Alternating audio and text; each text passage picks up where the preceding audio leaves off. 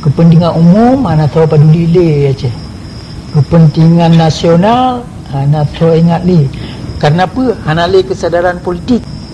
Mantap baca ya lau darah atra kata. Pian ada punya umrnya karena kawan ai. Ana purno ya Jawa. Ana purno nanti kula. Hasil daripada nang roce. Atra kata. Pusaka kata aja. Taban lagi ya. Apa yang dia terima pribadi ini mbak unci dia. Yo ada collective interest, kepentingan bangsa Aceh mandu.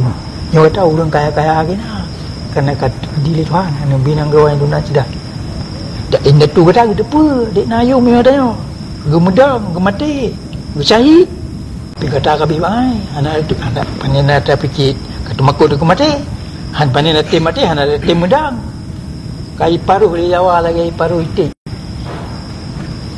Mẹ là kẹp bèn mà gì làm cái này bèn đi là kẹp lại bây giờ cái này bèn gì cái này bèn bị cái gì nhá bèn người ta cho này bị người ta còn thấy cho wow cho bác ở đây nhà lebih lu betul nyambut kapuk tu perundut mulai 25 kali menyapi 25 Jawanya hana merdeka dalam kemudian Aceh.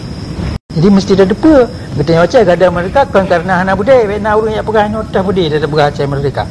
Ila kita budi urung mengabanga hanai depa apa batai kemah merdeka dengan budi hanai itu mikir pas mikir merdeka lah baru kemah merdeka budi ibu bacu tak nah bertanya Aceh gadang merdeka watia budi lanjaro tu buku 25 bertanya yang beri budi ke Jawa nah ini sebenarnya kan perkara budi yang perkara semikir merdeka bertanya Aceh hanai semikir merdeka hanai betul dulu ana duso dulu ana duso ina tu dia ana depa pusaka dia dah ana depa hak dia tu dunia dah ana depa apa kejadian mantap ni betul macam ana ada depa apa kejadian dia mantap lingkar mantap dia ana depa kabi bangai paling tu je ke Pulau Jawa kaya tengok cek ada mereka kerana ana budi rajuk hukum dah hang kemai pedang merdeka ngan temikir kaya kalau tulis tapi kita tanya orang Aceh nak sentimen kemerdekaan, nak perasaan kemerdekaan, galak kemerdekaan. Tapi katua ke hana teori merdeka le. Dia payah murno teori merdeka le.